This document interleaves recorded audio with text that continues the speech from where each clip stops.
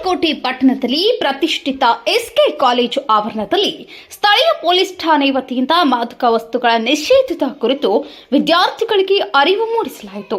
ಬುಧವಾರ ಕಾಲೇಜಿನ ಆವರಣದಲ್ಲಿ ನಡೆದ ಕಾರ್ಯಕ್ರಮದಲ್ಲಿ ಮುದ್ದೇಬಿಹಾಳ ಸಿಪಿಐಯವರು ವಿದ್ಯಾರ್ಥಿಗಳಿಗೆ ಮಾದಕ ವಸ್ತುಗಳ ಸೇವನೆಯಿಂದ ಆಗುವ ದುಷ್ಪರಿಣಾಮಗಳು, ಸೈಬರ್ ಅಪರಾಧಗಳು ಹಾಗೂ ಸಾಮಾಜಿಕ ಜಾಲತಾಣದ ದುರ್ಬಳಕೆ, ಪೋಕ್ಸೋ ಕಾಯ್ದೆ, ಬಾಲ್ಯ ವಿವಾಹ, ದ್ವಿಚಕ್ರ ವಾಹನ ಸವಾರರು ಅನುಸರಿಸಬೇಕಾದ ರಸ್ತೆ ನಿಯಮಗಳು ಮುಂತಾದವು ಮಹತ್ವದ ವಿಷಯಗಳ ಕುರಿತು ಮಾಹಿತಿ ನೀಡಿದರು. ಈ ಸಮಯದಲ್ಲಿ ಸಂಸ್ಥೆಯ ಮುಖ್ಯಸ್ಥರು, ಶಿಕ್ಷಕ ವರ್ಗ ಹಾಗೂ ವಿದ್ಯಾರ್ಥಿಗಳು, ಇಲಾಖೆಯ ಸಿಬ್ಬಂದಿಗಳು ಉಪಸ್ಥಿತರಿದ್ದರು. ಕಿಶೋರ್ ಕುಲಕರ್ಣಿ, ಸಮೃದ್ಧ ಕರ್ನಾಟಕ ನ್ಯೂಸ್, ತಾಳಿಕೋಟೆ.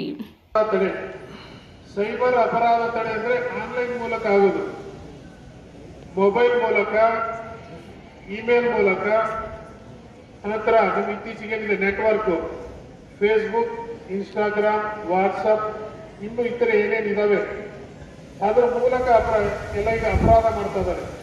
ಯಾರು ಸಹ ಹೆಚ್ಚಿನ ಸಂಖ್ಯೆಯಲ್ಲಿ ಕಳೆದ ಒಂದು 5 ವರ್ಷಗಳ ಹಿಂದೆ ಯಾವ ರೀತಿ ಕಳ್ಳತನ ಆಗ್ತಾ ಇತ್ತು, ಈಗ ತುಂಬಾ ಒಂದು 50% ಬದಲಾವಣೆ ಆಗಿದೆ.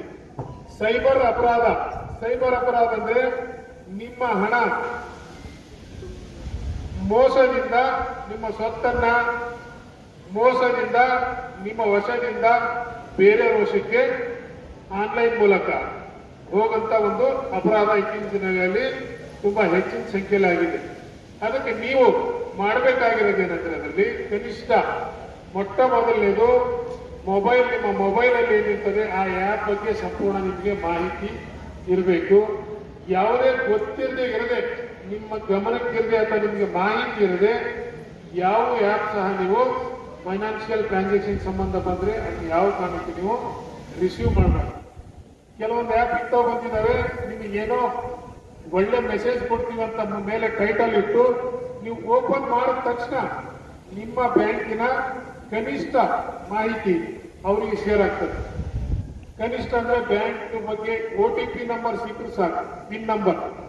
ಇದು ನಿಮ್ಮ ಅಕೌಂಟ್ ಇಂದು ATM ಪಿನ್ ನಂಬರ್ ಸಿಕ್ಕರು ಸಾಕು, ನಿಮಗೆ ಆನ್ಲೈನ್ ಮೂಲಕ ಅನೇಕ ವಿಧದಲ್ಲಿ, ಅನೇಕ ರೂಪಗಳಲ್ಲಿ ನಿಮ್ಮ ದುಡ್ಡನ್ನು, ಅಕೌಂಟ್ ಅಲ್ಲಿ ಇರ್ತಕ್ಕಂಥ ದುಡ್ಡನ್ನ ಮೋಸದಿಂದ ನಿಮಗೆ ಗೊತ್ತಿರದಾಗೆ ತಗೊಳ್ಳುವಂತ ಒಂದು ಅಪರಾಧ ಇತ್ತೀಚಿನ ದಿನಗಳಲ್ಲಿ